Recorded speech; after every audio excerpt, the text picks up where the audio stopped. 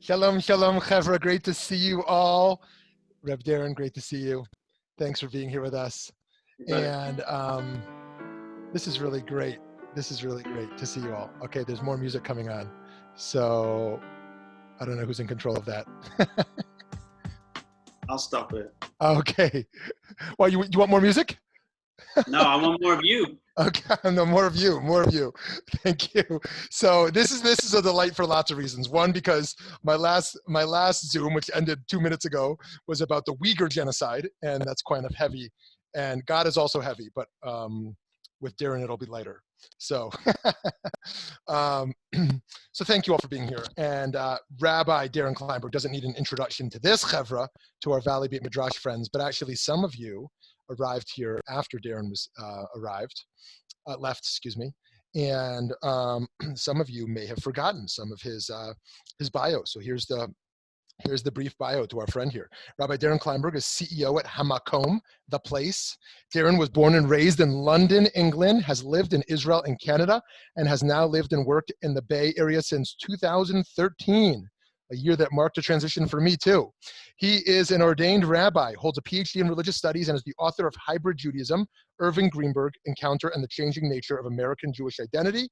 Darren has been pioneering Jewish educational experiences for 25 years, emphasizing the importance of making Jewish wisdom accessible to all. Career highlights include designing, launching, and leading the first ever Birthright trips, writing a 4-year high school Jewish studies curriculum, founding and leading Valley Beit Midrash in Phoenix, Arizona, and spearheading the transformation of Kehillah Jewish High School in Palo Alto into a thriving independent Jewish high school. Darren lives in Palo Alto with his wife and their 2 daughters. He's been playing the guitar daily for 25 years and loves hearing new music every week on his Spotify Discover weekly playlist. As you have all certainly enjoyed, as have I, learning with Darren, he is someone who continues to evolve in his thinking, in his practicing, and in his ideologies or post-ideologies. And so you never know quite what you'll get with Rabbi Dr. Darren Kleinberg, and that's part of the exciting thing, is that the learning comes alive. So I'm grateful for you, for your friendship and your colleague, being a colleague, and for this opportunity to learn with you today. Friends, the format, we're gonna do about 25, 30, 35 minutes of a little bit of a frontal presentation. You're welcome to share on the side if you want in the chat, and then we will open up the floor, even off of mute, because we trust this group, to ask some questions and engage conversation a little bit. And we're gonna end hard stop at 2 o'clock. So with that, Darren, it's all yours. Thank you. Thanks, Shmuley. All right, I got to keep that in mind. Hard stop at 2 o'clock. Okay. Is someone else going to use this Zoom channel at 2 o'clock? It's not that hard of a stop. We just in general have hard stops to our programs. I'll try not to run too long, but I'll keep that in mind. It's so great to be here. It is a special, I'm just clicking through the screen and just seeing all these faces of people that I love and have known for so long now. It really is a joy to see you all. If your name is up and you're not on screen, I encourage you to consider showing your face. It'd be nice to see you. Hi, Judy. So it's like a double pleasure, because it's just fantastic to see you all. And then it's nice to be invited back. You know, it's like, I guess when your kids leave the house and they invite you over for dinner, you feel like you're still wanted. So that's nice. It's nice to be invited back to Valley Beit Midrash.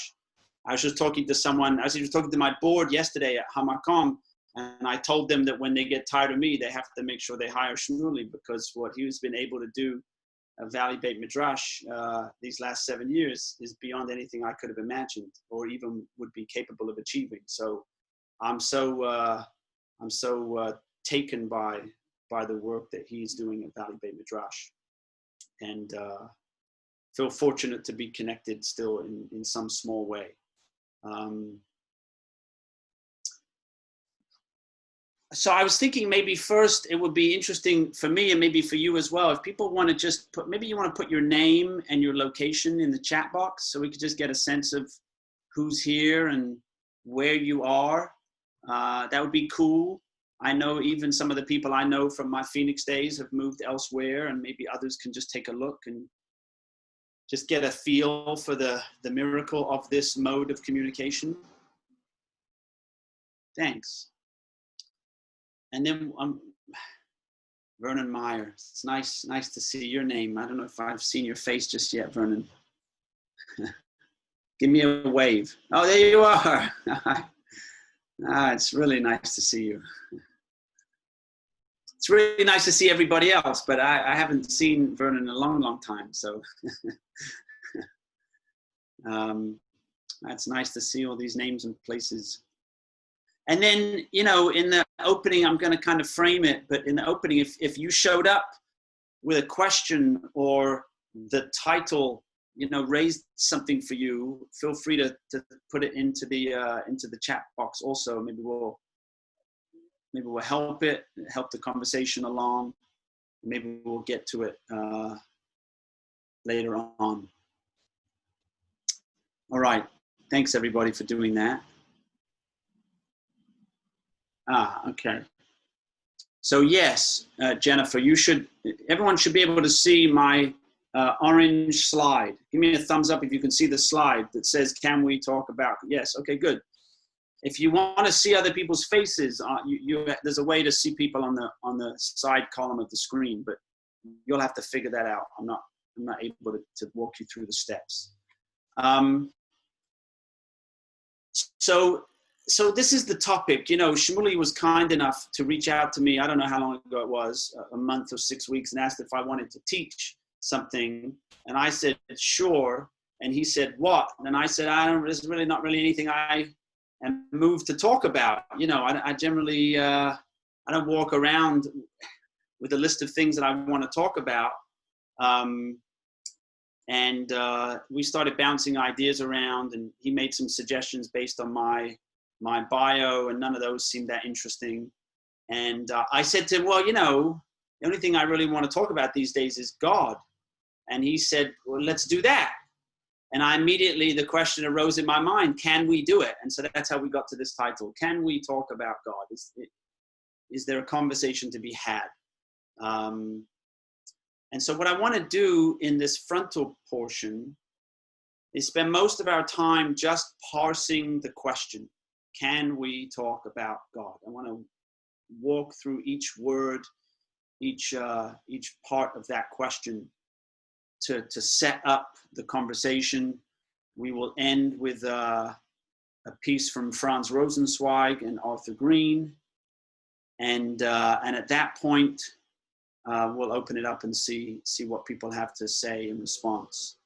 So that's the game plan. First, I want to set an intention. But before that, I just want to invite everybody to take a moment and arrive. I don't know about you, but I find that just because my body is somewhere doesn't mean the rest of me is present.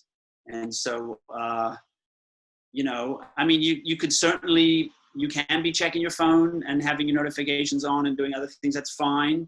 But you'll be missing half the experience if you do that. So if you want to try to bring yourself right here, like this is a vacation for the next hour. You don't have to do anything, right? There's nothing to fix.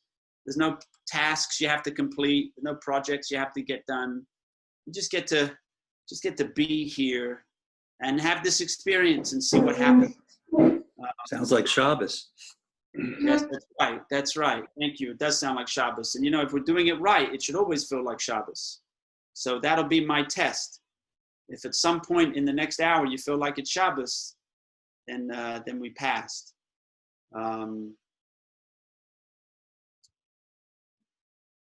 All right, so now that we're here, so I've been thinking about this, and this is my intention for the next 50 minutes now, I guess. And it's an intention I invite you to consider.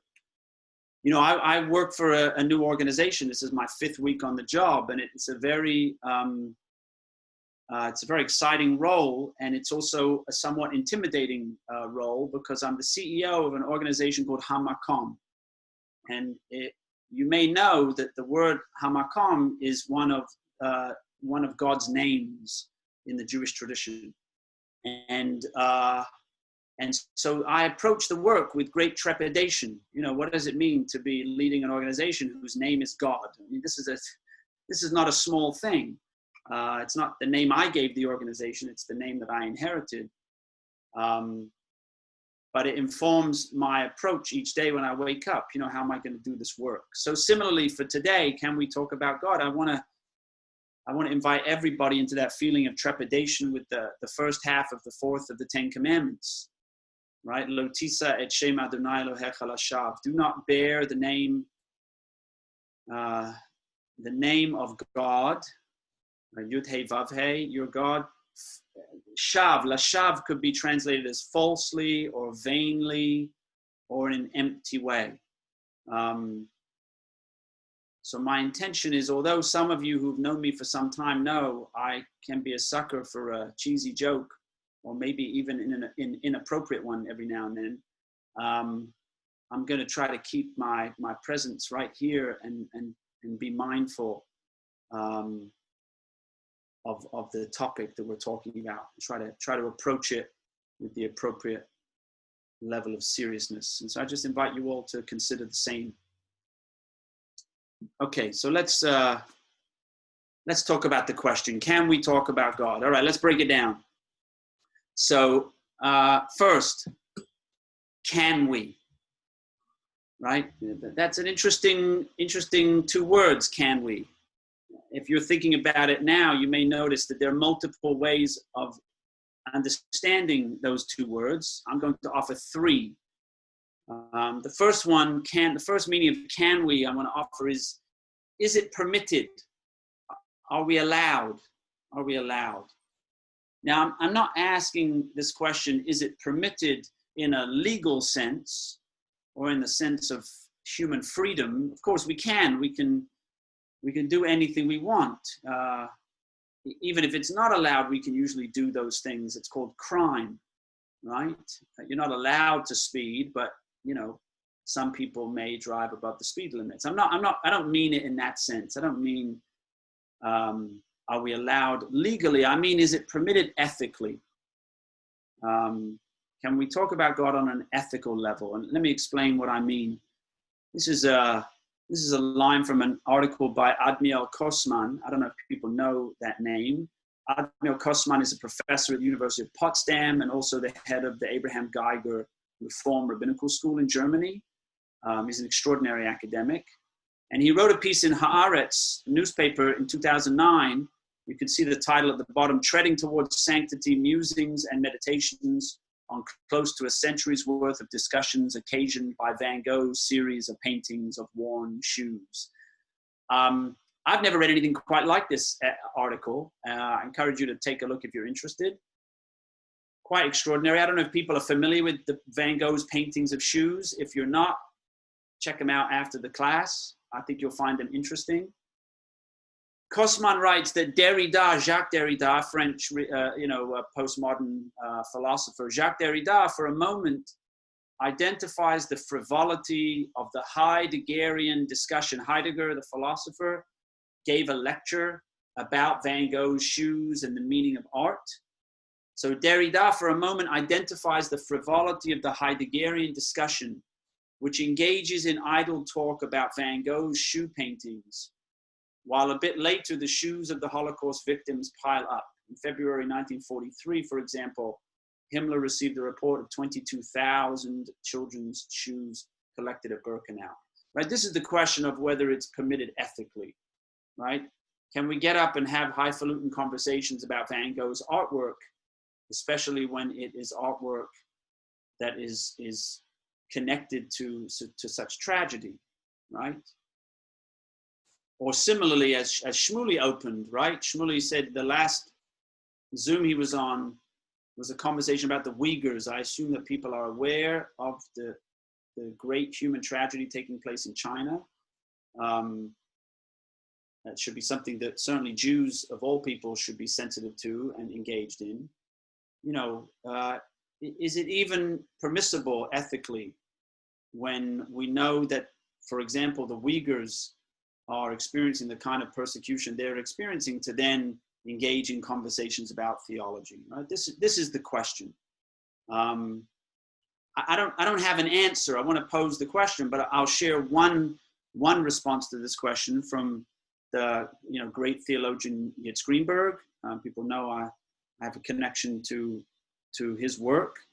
In Yitz's maybe most important theological statement about the Holocaust, Cloud of Smoke, Pillar of Fire, which was a paper that was presented in 1974, he said that no statement, theological or otherwise, should be made that would not be credible in the presence of burning children.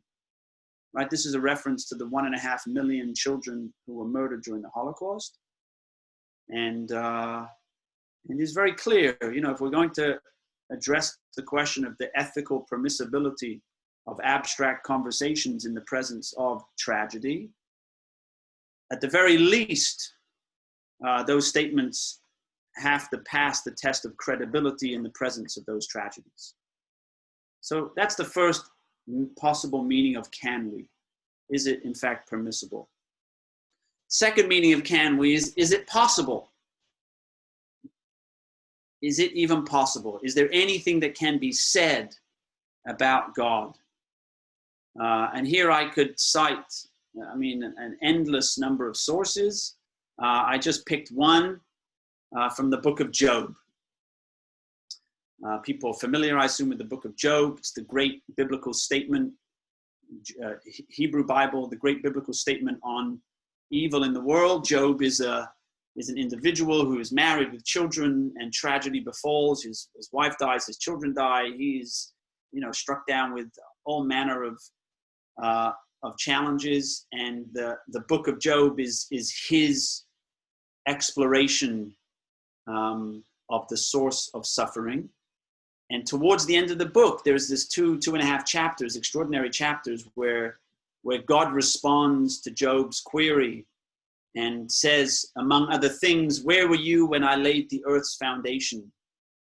Speak if you have understanding," which is essentially to say, what do you know, you small person? When we look at the stars and the planets, and we just look up at the sky, we realize our smallness and the impossibility of us being able to say anything of meaning. And so that's the second question. Is it even possible from our vantage point?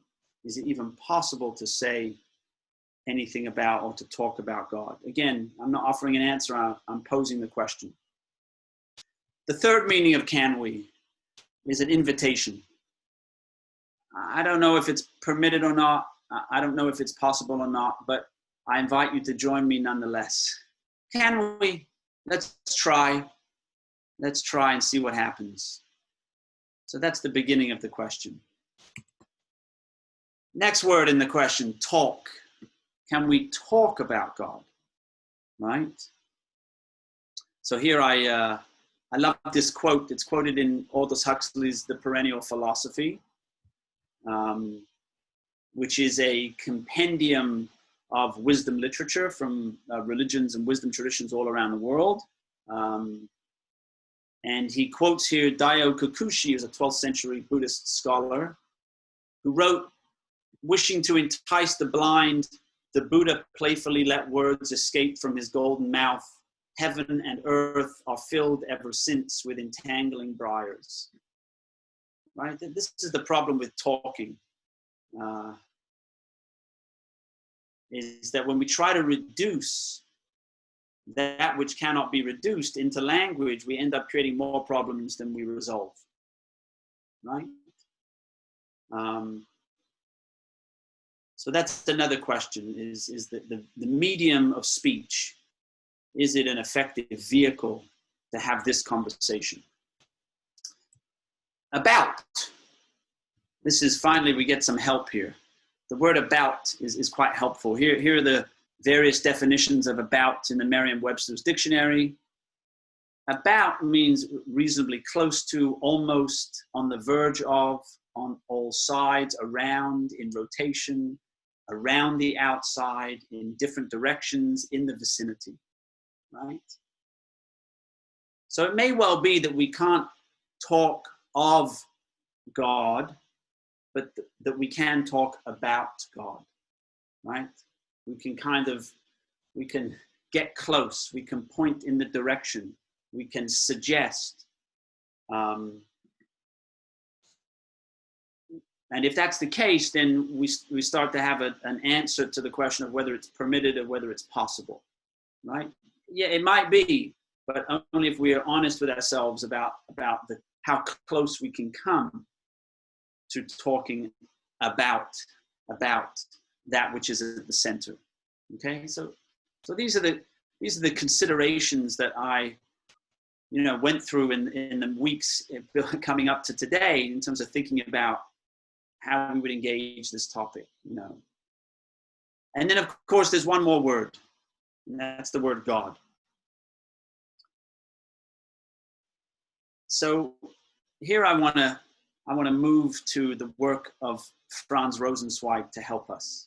I don't know if people are familiar with Franz Rosenzweig. I have become especially interested in his work because the organization I now lead, which is called HaMaqom, was previously called Lehrhaus Judaica. It had that name for 44 years. It's had the name HaMaqom for 2 years. And Lehrhaus Judaica was founded explicitly in recognition of the Freie Judische Lehrhaus that existed in Frankfurt, Germany in the 1920s. Franz Rosenzweig lived in Frankfurt, and he established what is generally considered to be the first adult education program in Jewish history. And he established it in 1920, and it was called the Free House of Jewish Learning, the Freie Judische Lehrhaus, the Free House of Jewish Learning. And, it had a pretty good faculty. Martin Buber was on the faculty. Abraham Joshua Heschel was on the faculty. I mean, some good folks, they knew a few things. But Rosenzweig was an extraordinary individual. He lived a short life, as you can see. And in the last years of his life, he was diagnosed with ALS. And here you can see on the right, there's a picture of him in his chair being propped up with ALS. But in his short life, he produced an extraordinary amount of Jewish theology, mysticism, Jewish philosophy, and was a really extraordinary institution builder. In 1921, his most famous book was published, The Star of Redemption. I don't know if anyone on this call has made it from beginning to end of that book. I certainly haven't succeeded. I've tried to pick it up more times than I can count. It's quite a challenge, but it's his great work of Jewish philosophy. And you see here in the picture on the right, he's in the army fighting in the First World War for the German army, and much of the Star of Redemption was written in tiny handwriting on postcards that he sent home from the front. He would write, and then he got back, and then he put it together and wrote his book. Extraordinary individual. So what I'm going to show you next is a few excerpts from a letter that he wrote in 1923, in 1924 actually. 1924. It was after he left the Lehrhaus due to his declining health. And he wrote to the leaders of the organization, including a person named Nachum Glatzer. You may know the name Nachum Glatzer. He's the person that really brought Rosenzweig to the English-speaking world, translated his works, and wrote books about him. And so this is his letter to them about whether or how we can talk about God. Rosenzweig writes, "In my thinking about this, another differentiation occurred to me. The differentiation between what can be stated about God and what can be experienced about God. What can be stated objectively is only the very general formula, God exists. Experience, however, goes much further. What we can state or even prove about God is related to our possible experience in the same way that the empty announcement that two persons have married or the showing of the marriage certificate is related to the daily and hourly reality of this marriage." I see some of the folks maybe who are married nodding their heads. Yes, saying I'm married tells you almost nothing about the nature of the thing that is occurring that we call marriage. Yes? The reality cannot be communicated to a third person. It is no one's concern, and yet it is the only thing that counts. And the objective statement of the fact of marriage would be meaningless without this most private, incommunicable reality. Right? The statement of the fact of marriage would be meaningless without this most private, incommunicable reality. Think of a 12-year-old child saying to you they were married, right? And their inability to understand what that could even possibly mean. And so even the bare fact of marriage does not become real, save where it leaves the sphere of what can be objectively stated and enters the secret pale of the festive days and anniversaries in private life. Last quote from Rosenzweig. It is exactly the same with what a person experiences about God. It is incommunicable, and one who speaks of it makes themselves ridiculous.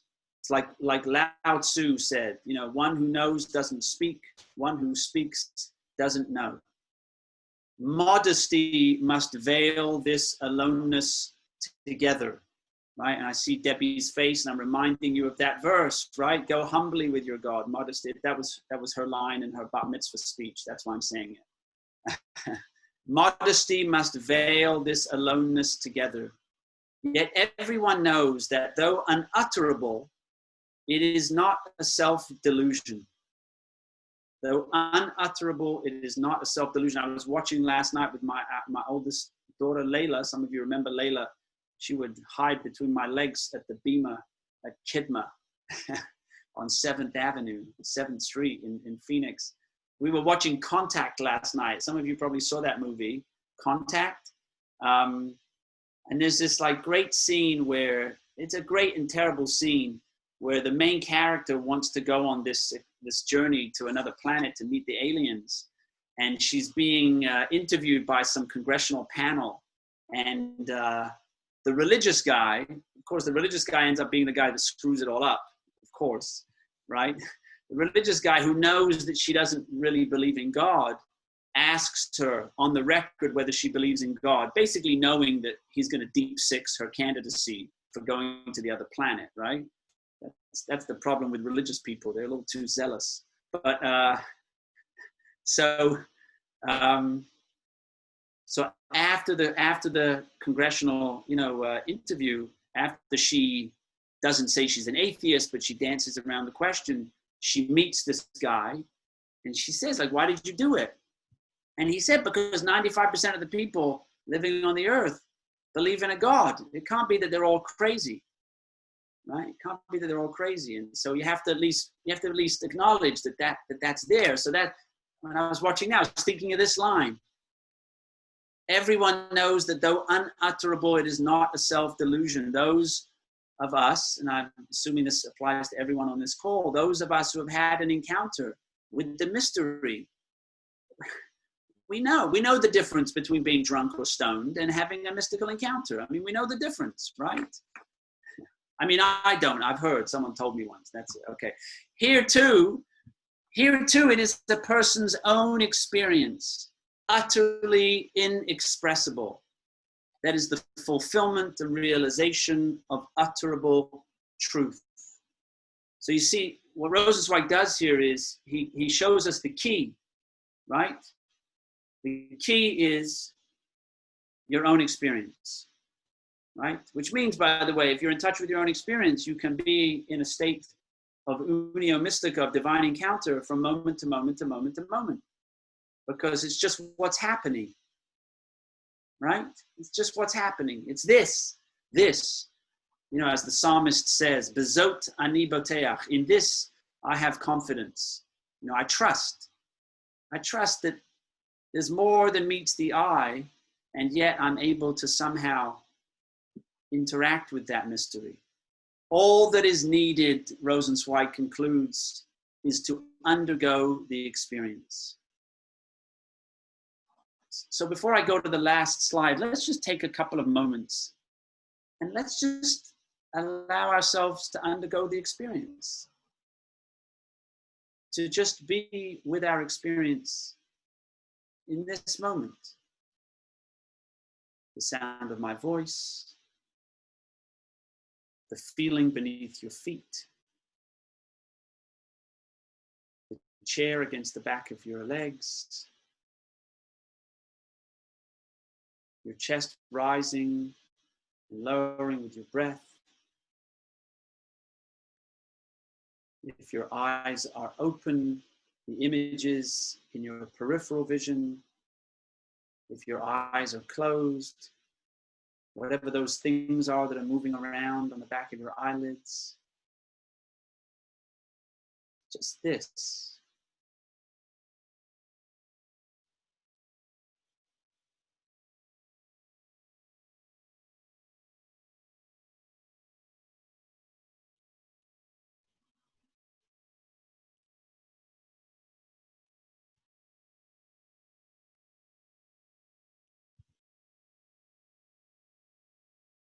Baruch atah Adonai Eloheinu melech haolam, shehechiyanu v'kiyimanu v'higiyanu lazman hazeh.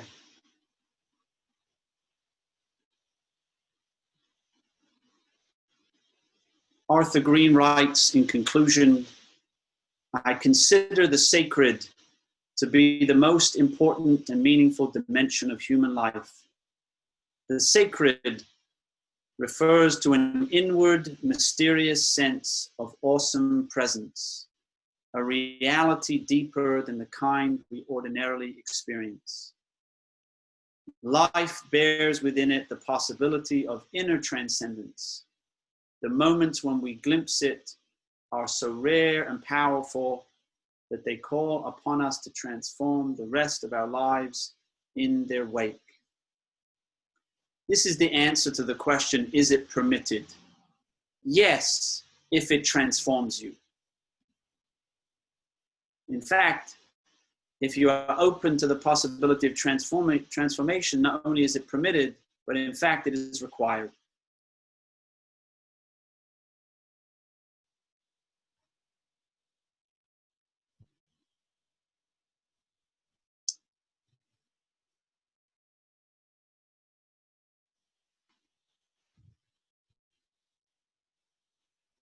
Thanks, everybody.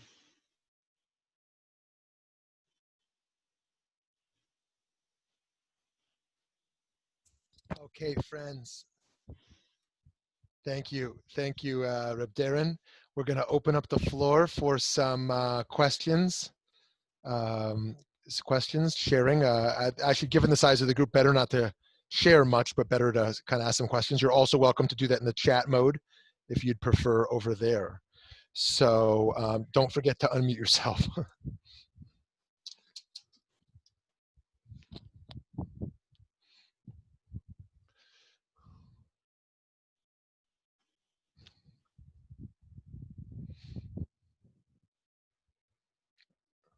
Are they able to unmute themselves? I assume they are. The silence is fine. The silence is fine. When someone's ready to speak, they'll speak. Great.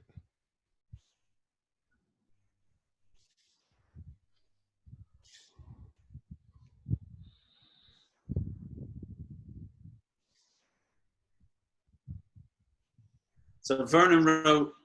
Okay. Oh, sorry. Go ahead, Debbie. I waited and nobody else was talking, so okay. I have felt for years through all of the classes that we have together, and I recognize so many faces here, people who we've studied together back in the day with Darren and in other places where we talk about God, but especially here in this context.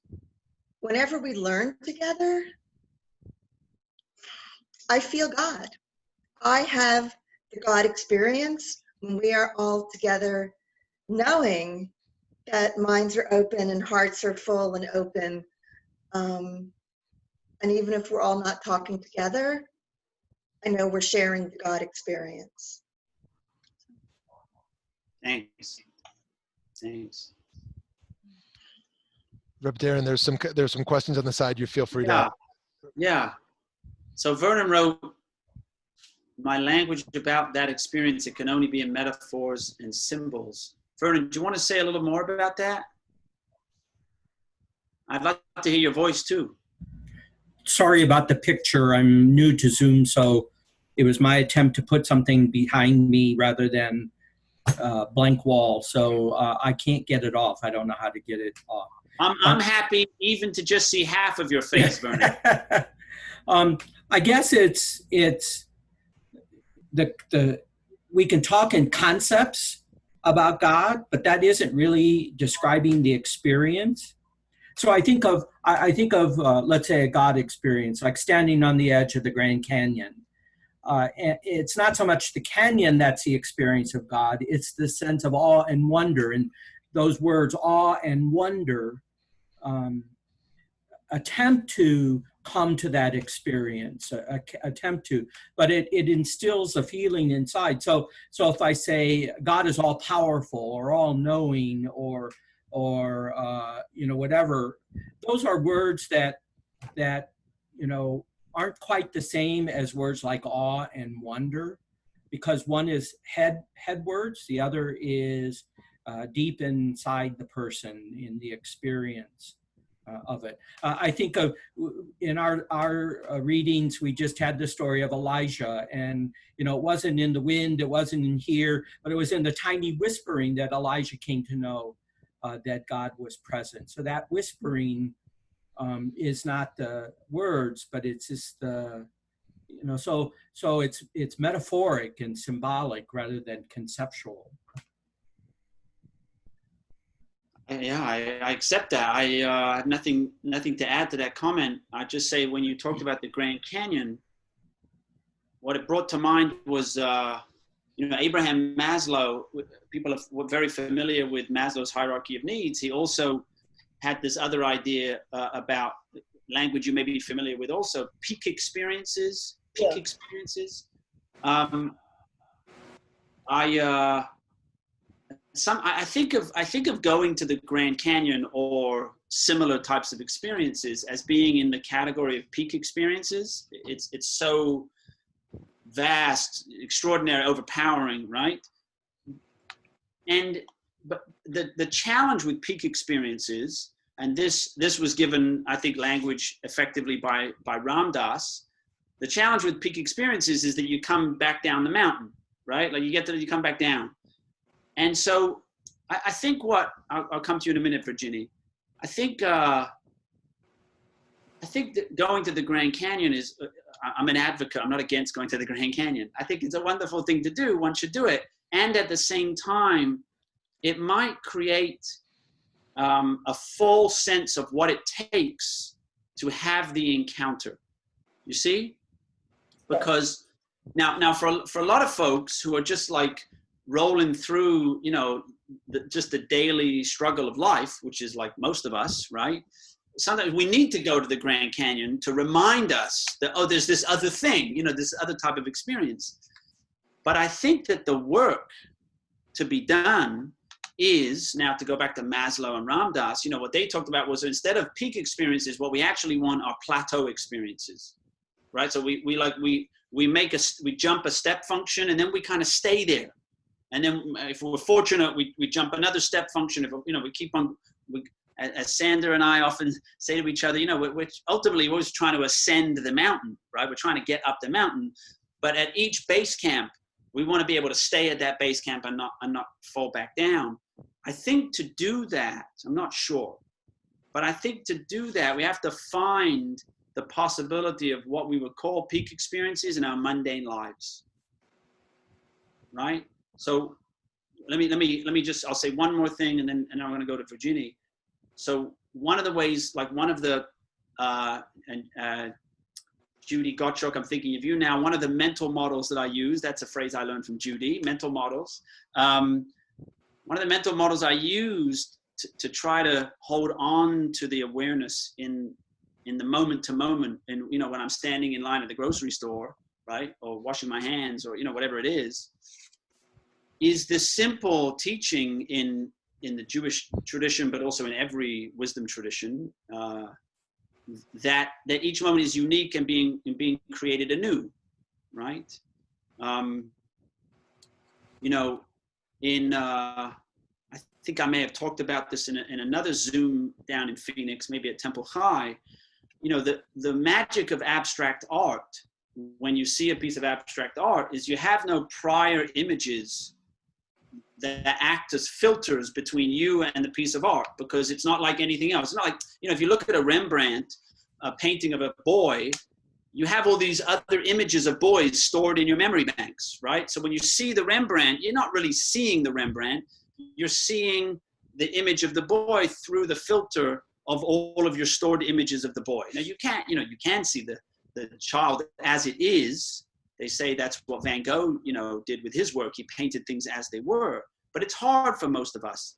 But when you see a piece of abstract art, you have no prior images to filter the experience. And so you see it as it is. And if you're fortunate and you can be attentive to your experience, you'll notice that the encounter with the abstract art generates something inside of you, right? That's the takeaway of abstract art. It's like, oh, it did this thing, right? It brought this idea up in my mind, or it produced a sensation in my body, or whatever it is, right? Okay. So if you just take a moment, just like really like give me your attention as best you can, and just consider this. Each passing conscious moment is a piece of abstract art because it's unique, right? The subatomic particles that this is all grounded upon, you know, have never been in this particular formation before, right? As I'm looking at the screen, right? The position of people's heads, or the smiles on their faces, or the whatever's moving around in the background, right? The particular constellation of images that I'm looking at is unique. It's never been this way before, and it'll never be that way again. And so in that realization, we can have that experience of openness. We can have that experience of I've never seen this before. What we might say, the experience of curiosity, that this is new, right? The liturgy says, HaMachadesh betuvo b'chol yom tamid, right? God recreates with goodness each day in perpetuity, right? And of course, a day doesn't mean a day. A day means a moment, right? It's constantly, the thing we're in is constantly being recreated and changes from moment to moment. And if we can hold on to that recollection, Vernon, you talked about awe and wonder. Well then, right, when you see something you've never seen before, you have a sense of awe and wonder. So guess what? Everything you see is something you've never seen before. Right. The only thing you have to do is remember that, right? What's the line from Suzuki? Like, you know, the most important thing to remember is to remember. That's it, right? Or the Jewish way of saying it, Zachor, right? Okay, Virginie. I put up a little comment that Debbie commented on, and that is, it's so hard to describe the experience. But as I was thinking, as a therapist, I have to use language to help me validate the other person's experience. And as Vernon said about using metaphor and using, you know, ideas, it helps validate another's experience, but the experience of God is so beyond that, beyond our own experiences. I think I just talked myself into a circle there. That means we're about, you know, we're doing about. We're about, right. That's right. As you approach the center, you kind of end up like moving orthogonally. Yeah, that's a good sign that we're getting close. Darren, can I jump in? Yeah, Shmuley, yes. So Javier, it's very thoughtful. I'm enjoying this very much. One of my many questions, but I'll step back after this one for others, is if we talk about God in liberal American Jewish life, by far there is one most dominant theme, and that is not about prayer. It's not about language or conversation. It's not about theology. It is about the ethical concept of Tselem Elohim. Humans are created in the image of God. That's the way liberal American Jews talk about God. And thus we have an ethical obligation to other human beings, because in a post-Shoah world, we understand in a Levinas, Buber fashion that we cannot harm other people because everyone has that infinite dignity. So I suspect you agree with that ethical commitment and that being theologically rooted as such, but I wonder if such a concept can also get in the way, kind of reserving God to such a retracted experience and ethical manifestation as such, that it's so centralized in the human being that we that it prevents encounters beyond that realm.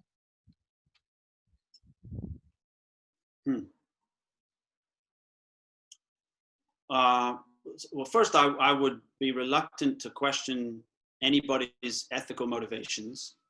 So if framing their ethical motivations in the language of the image of God moves people to act, like Dayenu, I'll take it, right? I think you'll take it as well. Right. And I don't know if this gets to the question you're asking, but I think there's like a divine encounter that occurs in feeding the hungry or bringing justice to those who have not been extended justice.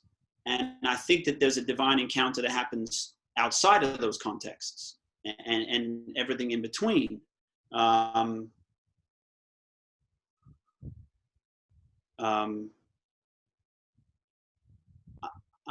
I wonder, I don't know, I wonder if, and maybe this is where you're going, I'm not sure, I wonder if the emphasis, the focus of God language in the ethical realm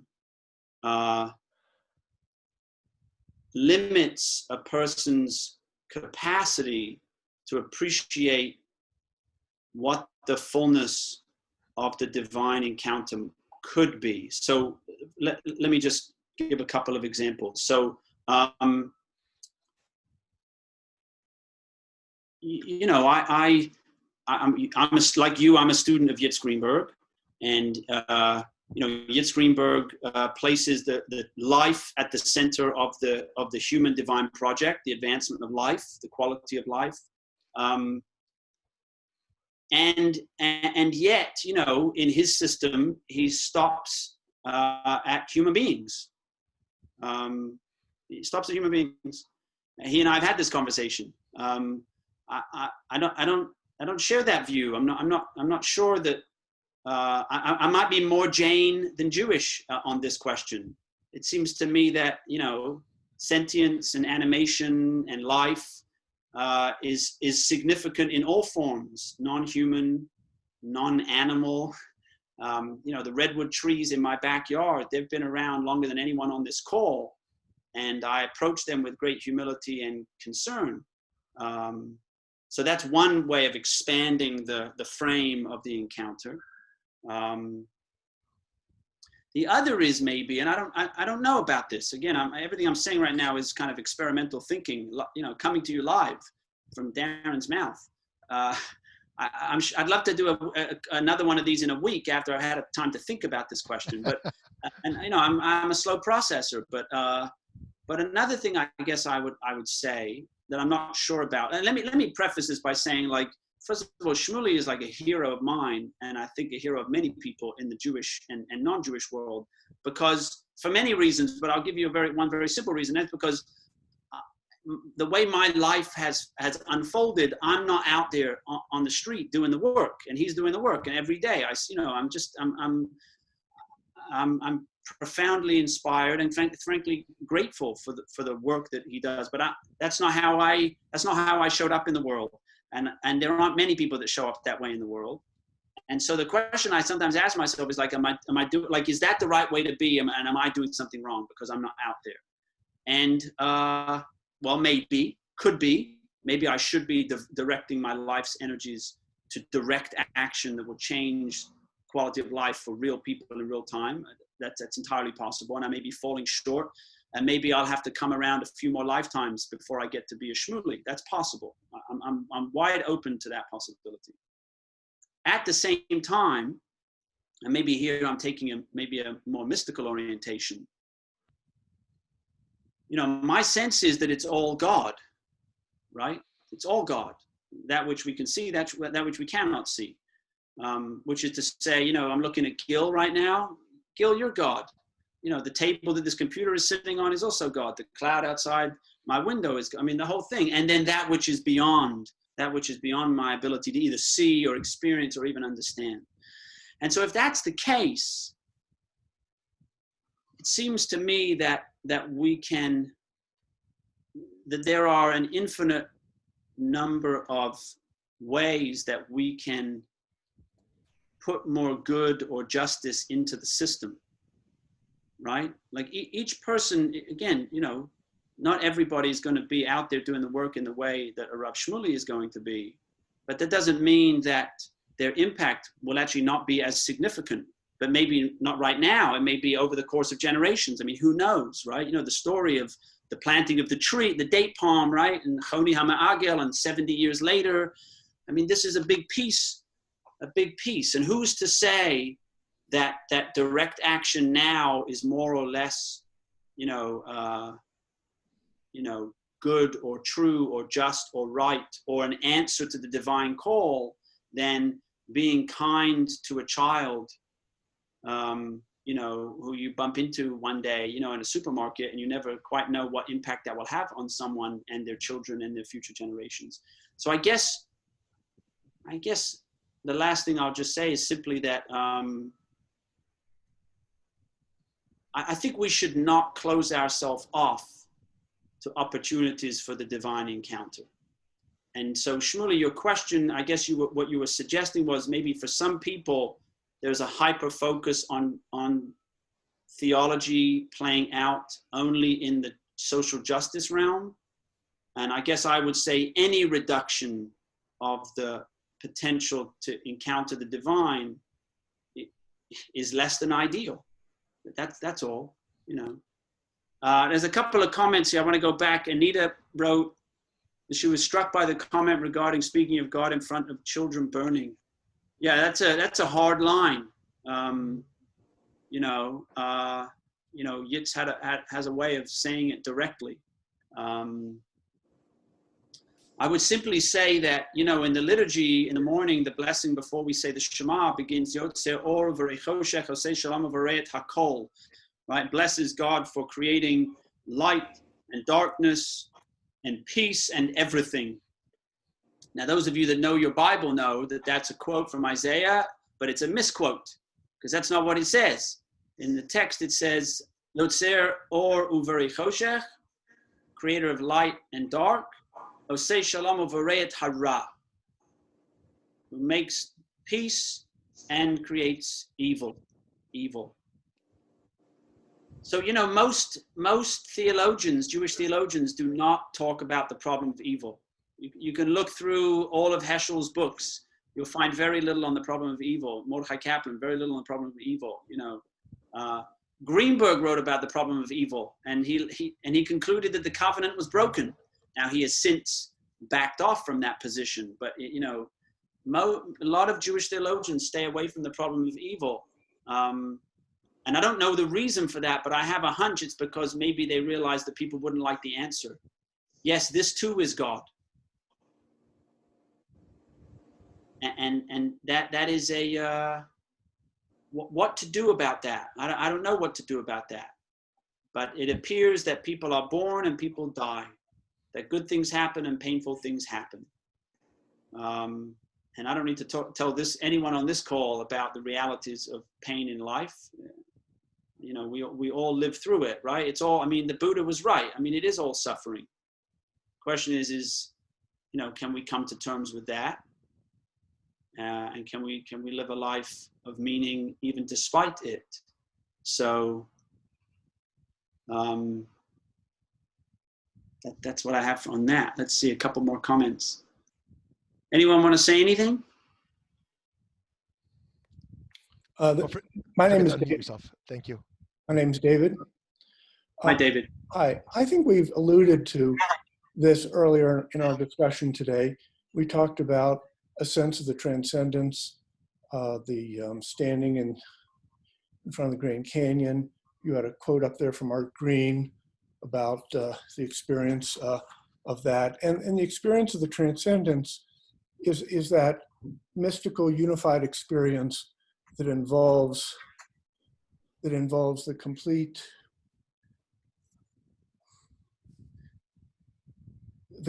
our complete experience of everything, what we might call good, what we might call bad. It is the integrated experience of both or all sides of the Sefirot, which include the compassion as well as justice, and of course, the Sitra Atra, the other side, the duality springs from that. And so I think what I'm saying, what we alluded to is, and the thing you talked about, Darren, earlier, about not the peak experience, but the growing plateaus of experience. The more and more we're able to have a sense of the Ein Sof, that never ending, that thing that never ends, that includes everything, infinite intelligence, infinite creativity, infinite possibilities, to the extent we can somehow hang on to that, then that can inform the action that we take in this world, whether we might consider it a kind and compassionate action or perhaps a more difficult one. In other words, we're standing with our child by the street and a rodef comes with a knife and pursues, sticking a knife in the neck of our child. What kind of action do we take? Do we take a compassionate action of assisting the rodef, or do we take that knife and turn it back on the rodef and kill him or her, even though that rodef is made B'Tselem Elohim? How do we know the answer to that? The more we can figure out the answer to that, I think, is calibrated by the more we have a sense of the Ein Sof in our everyday existence and awareness, so that we can choose which action in the sphere of Sefirot is the right one to take at that moment. Thank you. Thank you. One more before we wrap? Yeah, I have this is Irwin.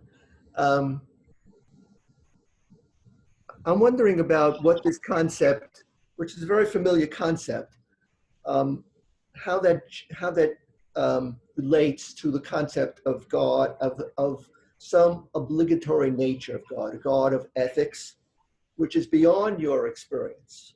We're talking about your sense of awe leading you to being a compassionate person who, in all aspects of your life. But is there something in the concept of, this sort of takes the concept of God saying, it's all your subjective experience of God. Is there anything about, at least the Jewish or your concept of God, that goes beyond that to a sense of obligation? That, this is what God wants from you. The way the prophets talk about God. So it's not necessarily all your experience of God, your sense of awe. It is, God plays a role in the way God wants people to be. Yeah, so I would just go back to that closing quote from Arthur Green, right? The transformation, right, leads to the experience of the sacred leads to the transformation of a person's life. Let me read the line. The moments when we glimpse it are so rare and powerful that they call upon us to transform the rest of our lives in their wake. By the way, his claim is they're rare. Heschel writes, for some people they're rare, for some people they're not.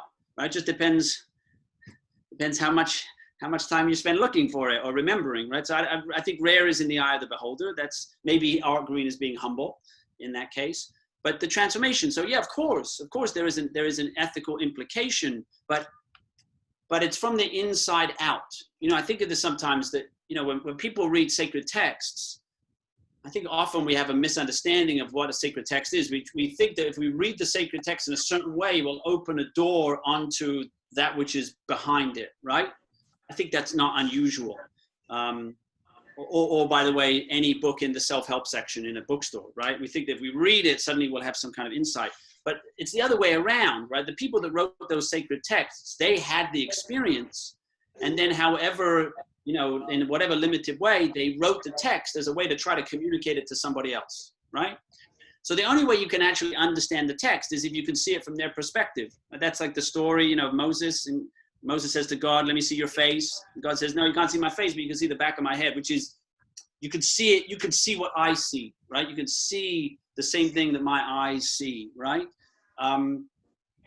So yes, there is an ethical implication in the divine encounter, but in a funny way, coming to those ethical implications from the outside in will only have limited effect, right? So like I spent, 15 years in the Orthodox Jewish world, and I lived a very meticulously halachic life, right? But I wasn't transformed by it. Like I was like, and I think I had plenty shortcomings. I'm sure I still have plenty more shortcomings that I have to work through. But I can tell you the difference between a performative experience of, let's say, orthodoxy, and I'm not speaking for all Orthodox Jews. I'm sure there are many Orthodox Jews that have deeply authentic religious lives. That's not the point. I'm just speaking about myself.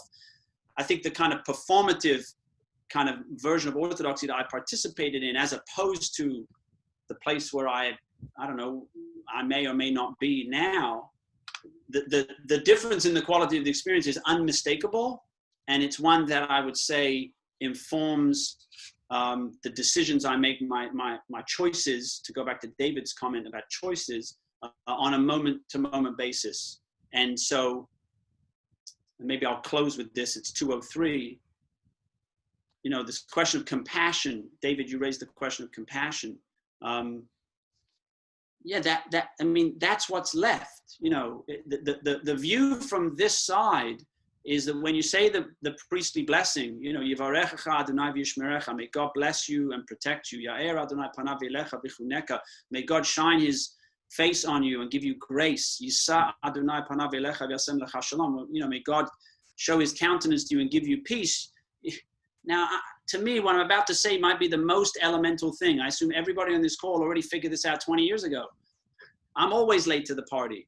Okay, so I'm the purveyor of that blessing. This is the face, right? And so is that the face, and so is that the face, and so, right? That's, okay, so that's only, it's a realization one can only come to when one realizes one is also God. And I don't mean that in a like, look at me, I'm a bit, no, like, either it's all God or it's not all God. And this too seems to be part of that. So yeah, so there are very serious ethical implications, Erwin, that come with that realization. And I would just say, as someone who in parts of my life wasn't always especially kind or nice, that the movement towards kindness is unmistakable. And it's not to say that I'm an exemplar. I'm not an exemplar, but I know the difference between that version and this version. And so worked for me, worked for me. All right, we're over time. I'm thankful for the invitation. Okay. It's so nice to see everybody's face. Thank you so much, Reb Darren. This is so awesome for all of us to connect with you and your scholarship and your experience. And this topic was just so rich. And we look forward to many more opportunities to continue learning from you. And wish you bracha at HaMaqom, your continued work up there. Friends, we have more going on at VBM than ever before. So tap in. We have multiple events every day you can join us for. Look forward to learning with you on a daily basis when you're free. Have a great day.